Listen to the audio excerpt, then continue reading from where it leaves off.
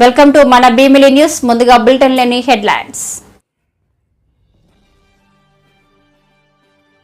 100 రోజుల పాలన 1000 అడుగుల ముందుకు.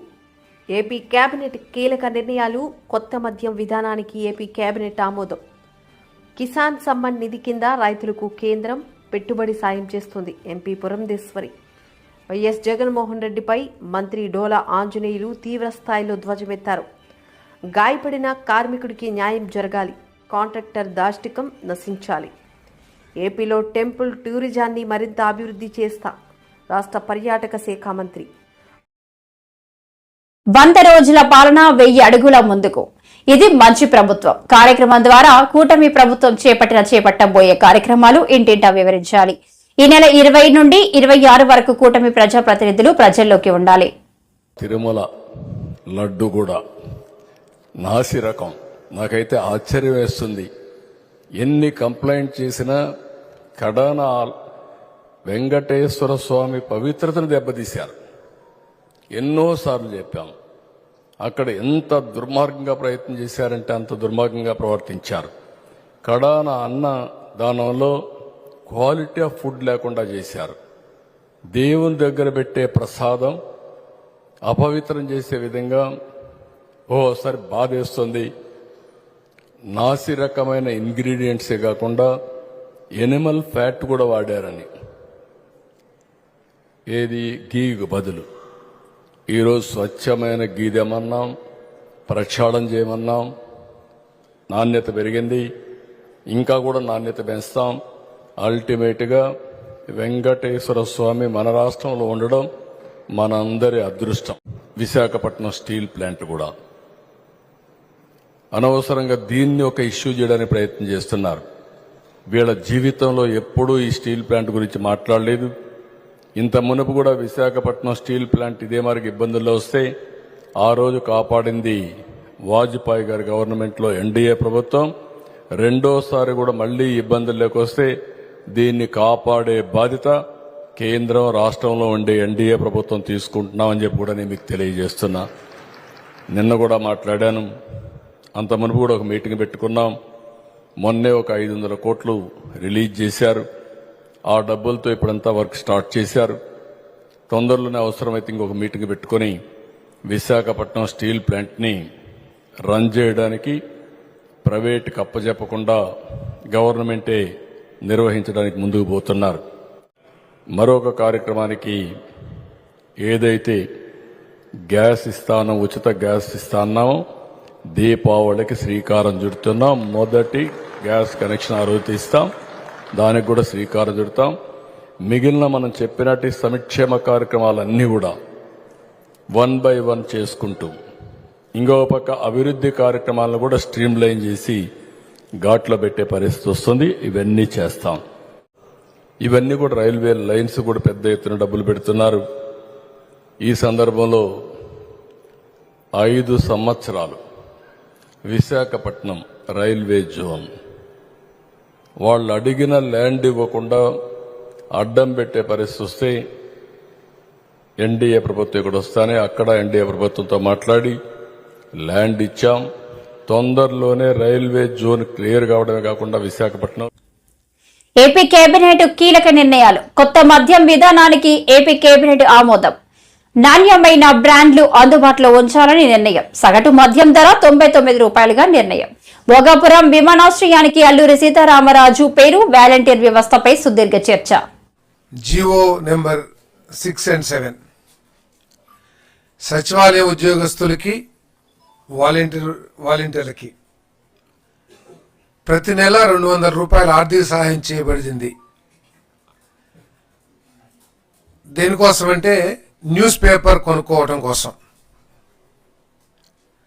న్యూస్ పేపర్ కొనుక్కోవడం కోసం 200 రూపాయలు ప్రతి ఒక్కరికి కూడా ఆర్థిక సాయం చేయడం జరిగింది.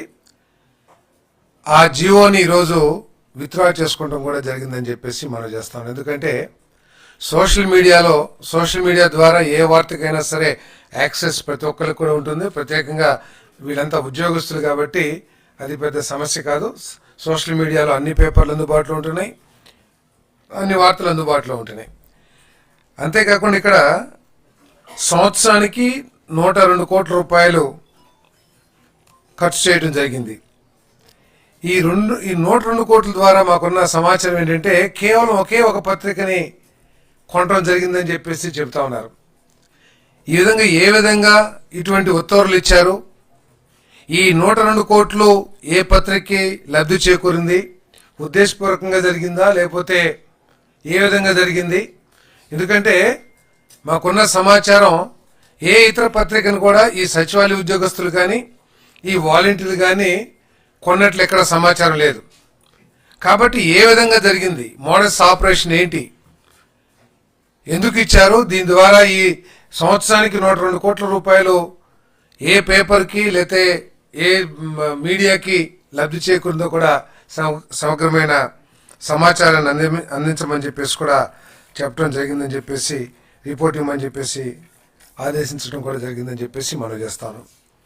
భరోసా కల్పించడం కోసం 5,000 కోట్లు అందుబాటులో ఉంచే కార్యక్రమాన్ని ఈ ప్రభుత్వం ఈరోజు మంత్రిమండలి ఆమోదించిందని చెప్పేసి మనం చేస్తా ఉన్నాను.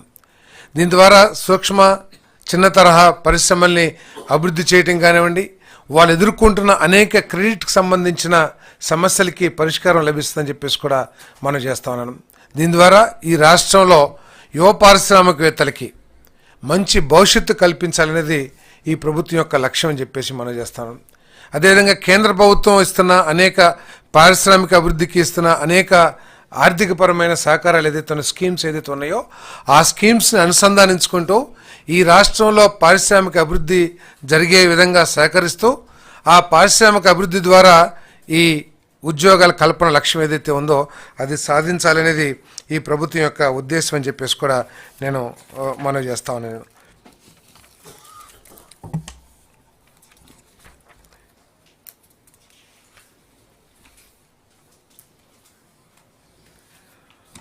హోంశాఖ మన మాజీ సైనికులు వీళ్ళకి సంబంధించి ఎటువంటి కార్పొరేషన్ కూడా మన రాష్ట్రంలో ఇప్పుడు దాకా ఏర్పాటు చేయలేదు. కేవలం 6 రాష్ట్రాల్లో మాత్రమే ఇటువంటి కార్పొరేషన్స్ని ఏర్పాటు చేయడం జరిగింది. కిసాన్ సమ్మాన్ నిధి కింద రైతులకు కేంద్రం పెట్టుబడి సాయం చేస్తుందని ఎంపీ పురంధేశ్వర్ తెలిపారు. రాష్ట్ర ప్రభుత్వం ఇచ్చిన జాబితా ప్రకారం 3 విడతలుగా 6,000 ఇస్తున్నట్లు చెప్పారు. రాజమహేంద్రవరంలో నిర్వహించిన మీడియా సమావేశంలో ఆమె మాట్లాడారు. వ్యాప్తంగా కూడా వారు సభ్యులై ఉన్నారు. అయితే వారందరినీ కేవలం సెల్ఫ్ హెల్ప్ గ్రూప్స్కి పరిమితం చేస్తూ, అంటే ఇంతకుముందు 2 లక్షల రూపాయలు వారికి లోన్ ఇస్తే ఒక గ్రూప్కి ఒక్కొక్క మహిళ 10 మంది ఉన్నట్లయితే 20,000 రూపాయలు ఒక్కొక్క మహిళకు వచ్చేది. కానీ ఇవాళ నరేంద్ర మోడీ గారు కేవలం మహిళల్ని సెల్ఫ్ హెల్ప్ గ్రూప్కి పరిమితం చేస్తూ 20,000 రూపాయలు ఇచ్చి వారిని ఏదో సంతోషపరచాలి అన్నట్టు కాకుండా వారిని చిన్న చిన్న పారిశ్రామికవేత్తలుగా కాటేజ్ ఇండస్ట్రీస్ చేసుకునే విధంగా వారిని ప్రోత్సహించాలి అనేటువంటి ఆలోచనతో లఖ్పతి దీదీ అనేటువంటి కార్యక్రమంతో వారు ముందుకు వచ్చి ప్రతి గ్రూప్కి కూడా ఇవాళ ఇంతకుముందు ఇచ్చేటువంటి 2 లక్షలు ఇవాళ 20 లక్షలు చేశారు. అంటే ఒక్కొక్క మహిళకి ఇవాళ 2 లక్షల రూపాయలు వారికి వచ్చేటువంటి అవకాశం ఉంది. ఈ 2 లక్షల రూపాయలు మహిళ ఎక్కడన్నా ఇన్వెస్ట్ చేసుకుని లేదంటే చిన్న చిన్న కుటీర పరిశ్రమలు పచ్చళ్ళు చేయటం, అప్పడాలు ఇటువంటివి చేసుకుంటూ వారి కుటుంబాన్ని వారు పోషించుకునే విధంగా. ఇది మాత్రమే కాకుండా వారిని ఇప్పుడు డ్రోన్ దీదీలుగా కూడా వారికి ట్రైనింగ్ ఇస్తున్నారు. వ్యవసాయంలో కూడా ఈ శక్తిని ఉపయోగించుకోవాలని చెప్పి డ్రోన్ నడపడం వారికి నేర్పిస్తూ పిచికారీ, మనం ఏదైతే పురుగుల మందు ఎరువులు మనం పిచికారీ చేస్తూ ఉంటామో వాటిని నానో రూపంలో తీసుకుని వచ్చి ఈ డ్రోన్ల మాధ్యమంగా డ్రోన్ దీదీల యొక్క సహకారంతో ఇది పిచికారీ చేసుకునేటువంటి వ్యవస్థను కూడా ఇవాళ కేంద్ర ప్రభుత్వం చేపట్టింది. 2,500 కోట్ల రూపాయలని ఇవాళ కమ్యూనిటీ ఇన్వెస్ట్మెంట్ ఫండ్ కింద దానికి కావాల్సినటువంటి మూలధనంగా ఇవాళ కేంద్ర ప్రభుత్వం దీన్ని పెట్టడం జరిగింది. ఈ కమ్యూనిటీ ఇన్వెస్ట్మెంట్ ఫండ్ ఏమిటంటే ఇది కూడా నేషనల్ రూరల్ హెల్త్ మిషన్ మాధ్యమంగానే జరుగుతుంది. కాకపోతే ఈ దీదీలు ఈ సెల్ఫ్ హెల్ప్ గ్రూప్స్ ఎక్కడైతే ఉంటారో వారికి కావాల్సినటువంటి సదుపాయాలు, వారు నివసించేటువంటి కమ్యూనిటీలో కావాల్సినటువంటి సదుపాయాలు వాటన్నిటి మీద కూడా దృష్టి పెడుతూ దీన్ని వెచ్చించేటువంటి ఒక అవకాశం ఉంటుంది. అదేవిధంగా 5,000 కోట్ల రూపాయలు ఇవాళ బ్యాంక్ లోన్స్ రిలీజ్ చేయడం జరిగింది. ఈ దగ్గర 25 లక్షలు సభ్యులకి, అంటే 2,35,000 సెల్ఫ్ హెల్ప్ గ్రూప్స్కి ఇవాళ రిలీజ్ చేసినటువంటి ఈ ధనం ఉపయోగపడుతుంది అని చెప్పి మీ అందరికీ కూడా నేను తెలియజేస్తున్నాను. అయితే ఇంత చెప్పారు కదా, మరి మన రాష్ట్రానికి ఏమిటి అని చెప్పి మీరు ప్రశ్నించవచ్చు. ఇవాళ మీరు చూసినట్లయితే కేంద్రంలో నరేంద్ర మోడీ గారు, అదేవిధంగా రాష్ట్రంలో చంద్రబాబు గారు, అక్కడ పీఎంగా ఇక్కడ సీఎంగా బాధ్యతలు చేపట్టిన తర్వాత పోలవరం ఏదైతే అపరిష్కృతంగా మనకి మిగిలిపోయిందో, గత ప్రభుత్వం ఏ విధంగా దీని మీద అసలు దృష్టి పెట్టకుండా వదిలివేశారో మనందరికీ తెలియనటువంటి విషయం కాదు. రివర్స్ టెండరింగ్ అన్నారు, కానీ మనం గమనించినటువంటి విషయం అసలు పోలవరమే రివర్స్లోకి పోతుంది అనేటువంటి విషయం మనం గమనించలేదు. కనుక ఇవాళ పోలవరానికి కేంద్ర ప్రభుత్వం 12,500 కోట్ల రూపాయలని కేటాయించడం జరిగింది. ఇది పోలవరం వరకు.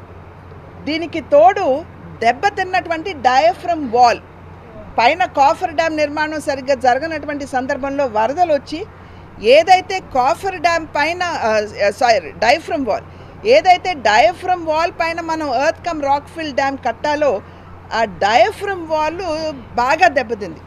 దాని మీద కనుక ఇవాళ earth cum rock fill dam కట్టినట్లయితే అసలు డ్యామ్ నిలబడేటువంటి పరిస్థితి ఉండదు. కాబట్టి కొత్త డయాఫ్రమ్ వాల్ నిర్మాణానికి దగ్గర 990 చిల్లర కోట్లు అవుతుందని ఏదైతే కమిటీ వచ్చిందో ఈ డయాఫ్రమ్ వాల్ని పరీక్షించడానికి, వారు ఇచ్చినటువంటి నివేదిక ప్రకారం 900 చిల్లర కోట్ల రూపాయలు అవుతుంది. దాన్ని కూడా ఇవాళ కేంద్ర ప్రభుత్వం భరాయించడానికి సన్నద్ధంగా ఉన్నది అని చెప్పి నేను తెలియజేస్తున్నాను. అదేవిధంగా అమరావతి, ఇప్పటి వరకు కూడా దేశంలో ఏదన్నా రాష్ట్రం ఉన్నదంటే, రాజధాని లేనటువంటి రాష్ట్రం ఉన్నది అంటే అది మన ఆంధ్ర రాష్ట్రం. మన దౌర్భాగ్యం. వైఎస్ జగన్మోహన్ రెడ్డిపై మంత్రి డోలా ఆంజనేయులు తీవ్ర స్థాయిలో విరుచుకుపడ్డారు. గురువారం మీడియాతో మాట్లాడుతూ జగన్మోహన్ రెడ్డి చేసిన పాపాలు పుట్టలో పాములు బయటకు వచ్చినట్టు వస్తున్నాయన్నారు. జగన్మోహన్ రెడ్డి ఒక ఫేక్ ముఖ్యమంత్రి అంటూ వ్యాఖ్యలు చేశారు. చాలామంది యువత వాలంటీర్లుగా వచ్చారు. మీరు కానీ మీ సలహాదారులు కానీ మన వాళ్ళకందరికీ ఉద్యోగాలు వచ్చాయని చెప్పారు. మీరంతా కూడా నా సైన్యం అనుకున్నారు. కానీ తీరా చూస్తే నీ ఫేక్ ప్రచారం. వాళ్ళకి 2023 ఆగస్టు నుంచి వాళ్ళు సాంకేతికంగా కావచ్చు ఎక్కడ కూడా ఉద్యోగాలు లేరు. 2023 ఆగస్టు నుంచి వాళ్ళ ఉద్యోగాల్ని రెన్యువల్ చేయలేకపోయారు. మేము రెన్యువల్ చేద్దాము వాళ్ళని, కానీ చూస్తే నిన్న క్యాబినెట్ ముందు ఫైల్ వస్తే నీ డొల్లతనం బయటకు వచ్చింది. ఫేక్ ముఖ్యమంత్రి, ఫేక్ ప్రచారాలు, ఫేక్ ఆరంభాలకి, ఫేక్ పరిపాలనకి ఇది ప్రత్యక్ష సాక్ష్యం. నువ్వు 2,50,000 మందిని నియమించుకున్నావు. ఉద్యోగాలు లేని వాళ్ళని ఒక మోసపు మాటలతోటి రాజీనామాలు డ్రామాలు పెట్టావు. నేను వస్తే మీకు ఇంకా మంచి చేస్తాను, మరింత ఉద్యోగాలు చూపించాలని చెప్పేసి తప్పుడు ప్రచారాలు, తప్పుడు మాటలు చేసావు. ఈరోజు చూసుకున్నట్టయితే వాళ్ళ జీవితాలు అగమ్య గోచరంలో పడేసావు నువ్వు. ఈరోజు మేము చేయడానికి కూడా అవకాశాలు లేకుండా చేసినటువంటి ఇది నువ్వు చేసినటువంటి వల్ల వాళ్ళు అనుభవిస్తూ ఉన్నారు. ఇక్కడ ఇంకొక విషయం చూసుకున్నట్టయితే సలహాదారుల పదవులు ముగిసేలోపే వాళ్ళని ఇమీడియట్గా వాళ్ళ రెన్యువల్ చేసిన వ్యక్తి నువ్వు. నీ తప్పుడు సలహాలు ఇచ్చే వ్యక్తులకి నీ ఆశ్రిత పక్షపాతం చూయించుకున్నావు. కానీ నువ్వు వాళ్ళు స్వచ్ఛందంగా చేస్తున్నటువంటి సహాయకులుగా ఉన్నారు, వాలంటీర్లు అన్నావు. వాళ్ళ జీవితాలతో ఇన్ని లక్షల మంది జీవితాలతో చెలగమాటకు నీకు సిగ్గు అనిపించలేదు. కానీ ప్రజలు నీకు బుద్ధి చెప్పారనే విషయాన్ని నువ్వు ఇక్కడ గమనించుకోవాలి. ఇంకొక విషయం చేసుకుంటే ఆ సలహాదారులు కూడా ఎలాంటి వాళ్ళని నియమించావు?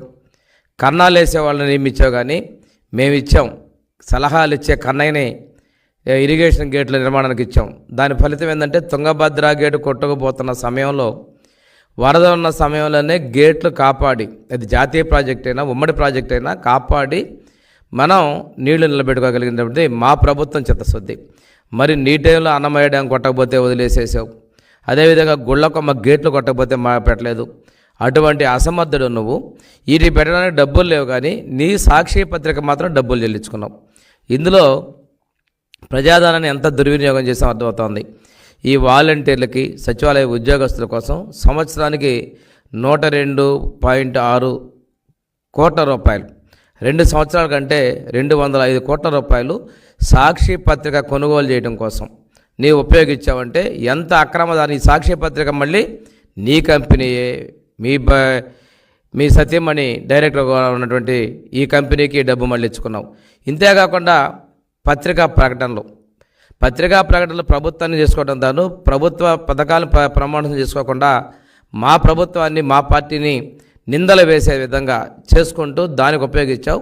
440 కోట్లు మీ పత్రిక ఇచ్చుకుంటే మిగిలిన పత్రిక అన్ని కలిపి 400 కోట్లు ఇచ్చావు. అంటే ఇక్కడ ఎంత పక్షపాత ధోరణి. సాక్షి పత్రికకి చాలా మీడియాకి నువ్వు ఇచ్చింది వాలంటీర్ల ద్వారా కావచ్చు, ప్రకటనల ద్వారా కావచ్చు, సుమారుగా 650 కోట్ల రూపాయలు ప్రజాధనాన్ని దుర్వినియోగం చేసింది వాస్తవం కాదని అడుగుతా ఉన్నా.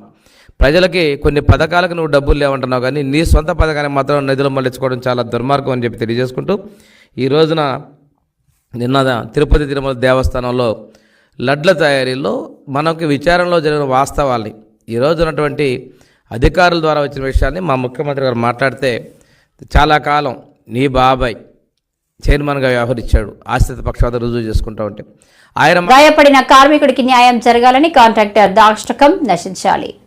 గాయపడిన కార్మికుడికి న్యాయం జరగాలి, కాంట్రాక్టర్ దాష్టికం నశించాలి. విశాఖ జిల్లా పశ్చిమ నియోజకవర్గం పారిశ్రామిక ప్రాంతం జీవీఎంసీ 63వ వార్డులో భవన నిర్మాణ కార్మికులు నిరసన తెలియజేస్తున్నారు. కారణాలు ఈ విధంగా ఉన్నాయి.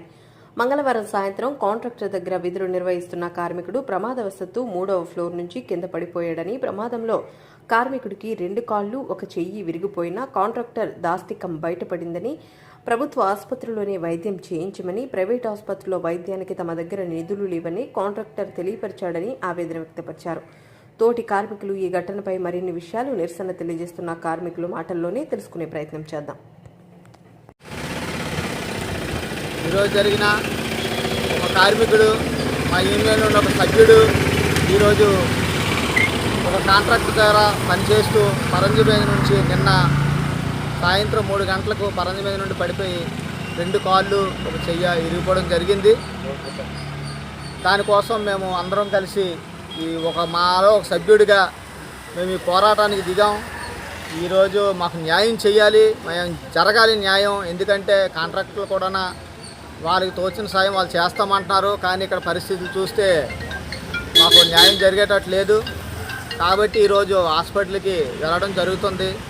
అక్కడ మాకు న్యాయం జరిగితే పర్వాలేదు, లేదనుకుంటే ఈ పోరాటం ఇంకా నేషనల్ లెవెల్లో జరగాలని, నేషనల్ హైవేలో కూడా మేమంతా పరిస్థితులు ఎంత పేదవాళ్ళం అందరం పనిచేసుకునే వాళ్ళం. ఈరోజు మా ఆయన జరిగింది రేపు పొద్దున ప్రతి ఎవరికి కూడా జరగకూడదు. కాంట్రాక్టులు అందరూ జాగ్రత్త పడాలి. దానికోసం మేము పోరాటానికి సిద్ధపడ్డాం. ప్రధాన డిమాండ్లు ఏమిటి? మాకు పోరాటానికి మా సభ్యుడు మాకు ఇంటికి రావాలి. ప్రతి ఒక్క సభ్యుడు, మాకు యాక్సిడెంట్ అయిన సభ్యుడు ప్రశాంతంగా ఇంటికి రావాలి.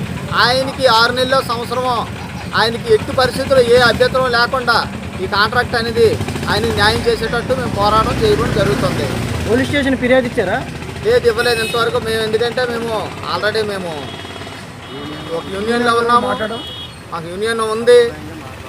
మాకు నలుగురితో పాటు సాంప్రదాయంగా మాట్లాడిన తరువాత న్యాయం జరగకపోతే మేము లేబర్ కోర్టుకి వెళ్తాం. లేబర్ కోర్టు హై లెవెల్లో కూడా మేము ఈ ప్రాసెస్ జరగడం జరుగుతుంది. కాబట్టి మాకు ఎటువంటి పరిస్థితుల్లో న్యాయం చేయాలి. ఈ మీడియా మిత్రులు కూడా మేము విన్నపించుకుంటే ఏంటంటే మాలాంటి వ్యక్తులకి, మాలాంటి కూలి పని చేసుకునే వాళ్ళకి కూడా, ప్రతి ఒక్కరికి కూడా మీరు కూడా న్యాయం చేసేటట్టు ఈ పోరాటం మీ ద్వారా కూడా చేయాలని మేము మనస్ఫూర్తిగా కోరుకుంటున్నాం. మన కార్మిక సంఘంలో ఉన్నాము. దాంట్లో ఒక కార్యకర్త పనిచేసే వ్యక్తి పడిపోయింది. మేమందరూ కూడా ఈరోజు భవన కార్యక్రమంలో అందరం సెలవు పెట్టేసి ఆయన కోసం పోరాడుతున్నాం. ఆ పోరాటం చేయగలగాలని కార్మిక సోదరులందరికీ మా యొక్క నమస్కారం అండి. మేము ఇలాగ 63వ వార్డు కార్మిక సేవా సంఘానికి ఉన్నాం. మేము పెద్దగా ఉన్నాం. మా యొక్క కార్మికుడైనటువంటి ఒక కాంట్రాక్ట్ ద్వారా 3వ ఫ్లోర్ నుంచి కర్ర పరం జరిగిపోవడం వల్ల కింద పడిపోయి కాళ్ళు చేతులు విరగడం జరిగింది. దానికోసం కాంట్రాక్ట్తో మేము మాట్లాడితే, మేము అంత తోచి ఉండదు ఇవ్వలేము, మీరేం చేస్తారు చేయండి అన్న మాట వచ్చేసరికి మేము ఇలాగ కార్మికులంతా డిమాండ్ చేసాం. మా కార్మిక సోదరుడికి హాస్పిటల్కి నయం చేసి ఇంటికి వచ్చేటట్టుగా మాకు చేయండి. ఫర్దర్లో అతను 2 కాళ్ళు కోల్పోయాడు కనుక, ఫర్దర్లో అతను ఇంకా పనికిరాదు చేయలేడు కనుక జీవనోపాధి కింద మాకు సహాయం చేయడం మాకు కోరడం జరిగింది. తర్వాత వాళ్ళకి చంటి పిల్లలు 2 చంటి పిల్లలు ఉన్నారు. వాళ్ళ భవిష్యత్తు మేరకు మేము డిమాండ్ చేయడం జరిగింది. దానికి కాంట్రాక్టర్ వ్యతిరేకం చేయడం వల్ల మేము ఏపీలో టెంపుల్ టూరిజాన్ని మరింత అభివృద్ధి చేస్తామని రాష్ట్ర పర్యాటక శాఖ మంత్రి కందుల దుర్గేష్ తెలిపారు. ఆధ్యాత్మిక కేంద్రాల్లో కొన్ని రోజుల పాటు ఉండేలా ఏర్పాట్లు చేస్తామని చెప్పారు. రాజమహేంద్రవరంలో నిర్వహించిన మీడియా సమావేశంలో ఆయన మాట్లాడారు. టెంపుల్ టూరిజం అభివృద్ధికి పెట్టుబడులను ఆహ్వానిస్తున్నట్లు చెప్పారు. దానికి సంబంధించి నేను టూరిజం శాఖ మంత్రిని అయిన వెంటనే ఢిల్లీ వెళ్ళి అక్కడ టూరిజం శాఖ మంత్రి గారిని కలవడం జరిగింది. తర్వాత మొన్న ఒక వారం రోజుల క్రితం బెంగళూరులో సదరన్ స్టేట్స్ సంబంధించినటువంటి టూరిజం శాఖ మంత్రులందరితోటి గజేంద్ర సింగ్ షెకావత్ గారు ఒక సమావేశం ఏర్పాటు చేశారు. ఆ కాన్ఫరెన్స్ కూడా నేను వెళ్ళడం జరిగింది. అక్కడ మన ఆంధ్రప్రదేశ్ తాలూకు టూరిజం అభివృద్ధి గురించి స్పష్టంగా వారికి వివరించడం, దాని ప్రకారం ఇవాళ స్వదేశీ దర్శన్ అనేటువంటి కేంద్ర ప్రభుత్వ పథకం ఒకటి, ప్రసాద్ స్కీమ్ అనేటువంటి మరొక పథకం ఒకటి, ఈ 2 పథకాలు కూడా ఇవాళ రాష్ట్ర ప్రభుత్వాలు చేపట్టే కార్యక్రమాలకి సపోర్ట్గా నిలబడతా ఉన్నాయి. దానికి సంబంధించి ఏం చేయాలనేటువంటి అంశాల మీద కూడా క్షుణ్ణంగా చర్చించడం జరిగింది. దానికి డిపిఆర్లు తయారు చేసి రేపు అక్టోబర్ 15వ తారీఖు కల్లా ఆ డిపిఆర్లు కేంద్ర ప్రభుత్వానికి సబ్మిట్ చేయాలి. సబ్మిట్ చేస్తే రాబోయే రోజుల్లో మనకి రాష్ట్రంలో టూరిజం సర్క్యూట్స్ ఏర్పాటు చేయడానికి కొన్ని ప్రాంతాలను కలుపుకొని, అదేవిధంగా ఒక మెగా టూరిజం ప్రాజెక్ట్ని అమరావతిలో ఏర్పాటు చేసుకోవడానికి మేము అన్ని రకాలుగా కూడా ప్రణాళికలు సిద్ధం చేస్తూ ఉన్నాం. వీటిని అక్టోబర్ 15వ తారీఖు కల్లా కేంద్ర ప్రభుత్వానికి అందించి కేంద్ర ప్రభుత్వం ద్వారా ఆమోదం తీసుకుని వెంటనే పనిలోకి దిగడం జరుగుతుంది. ఇందులో ప్రధానంగా మీకు 4 డెస్టినేషన్స్ మనం ఆంధ్రప్రదేశ్లో ఫైనలైజ్ చేసాం. దీనికి మొత్తంగా 250 కోట్ల రూపాయలు, అంటే ఒక్కొక్క ప్రాజెక్టు 100 కోట్లుగా పెంచకుండా ఉండాలి. 250 కోట్ల రూపాయలు కేటాయించడానికి దీనికి ప్రత్యేకమైనటువంటి scheme for special assistance to states for capital investment, sassy అంటారు దాన్ని. సాసీ ద్వారా ఇవ్వడానికి కేంద్ర ప్రభుత్వం ముందుకు వచ్చింది. దానికి సంబంధించి 4 డెస్టినేషన్స్ మనం రెడీ చేసాం. ఐకానిక్ టూరిస్ట్ సెంటర్స్ ఒకటి శ్రీశైలం నంద్యాల శ్రీశైలంలో ఉన్నటువంటి టెంపుల్ టూరిజంతో పాటు అక్కడ ఉన్నటువంటి టైగర్ రిజర్వ్, మన పుల్లు రిజర్వ్ ఉంది అది, దాంతోపాటు అక్కడ ఉన్నటువంటి వాటర్ ఫాల్స్ ఇవన్నీ కలుపుకుని ఒక సర్క్యూట్గా తయారు చేసి అదొక ఐకానిక్ టూరిస్ట్ ప్లేస్గా తయారు చేయడానికి ఒక ప్రతిపాదన చేస్తూ ఉన్నాం. దాంతోపాటు అఖండ గోదావరి పేరుతోటి మన ప్రాంతమైనటువంటి ఈ తూర్పుగోదావరి జిల్లా, కాకినాడ జిల్లా, అదేవిధంగా కోనసీమ జిల్లా, దాంతోపాటు పక్కన ఉన్నటువంటి మన పశ్చిమ గోదావరి జిల్లాలో కొన్ని ప్రాంతాలు కలుపుకుని అఖండ గోదావరిగా అదొక ఐకానిక్ టూరిస్ట్ ప్రాంతంగా తయారు చేయడానికి ఈ స్కీమ్ కింద, సాసీ స్కీమ్ కింద, దాంతోపాటు సూర్యలంక బీచ్ కారిడార్, బాపట్ల ప్రాంతంలో ఉన్నటువంటి సూర్యలంక బీచ్ కారిడార్ని డెవలప్ చేయడానికి, చాలా అద్భుతమైనటువంటి బీచ్ కారిడార్ ఉన్నటువంటి ప్రాంతం బాపట్లలో సూర్యలంక పేరుతో ఉంది. దాన్ని అభివృద్ధి చేసి అక్కడ రిసార్ట్స్ నిర్మించి దాని ద్వారా ఆ కారిడార్ని కూడా డెవలప్ చేయాలని అదొక 3వది. 4వది సంగమేశ్వరం నంద్యాల జిల్లాలోనే ఉంది ప్రస్తుతం. ఆ సంగమేశ్వరాన్ని కూడా టూరిజం స్పాట్గా డెవలప్ చేయాలనేటువంటి ఆలోచన. Total assistance each state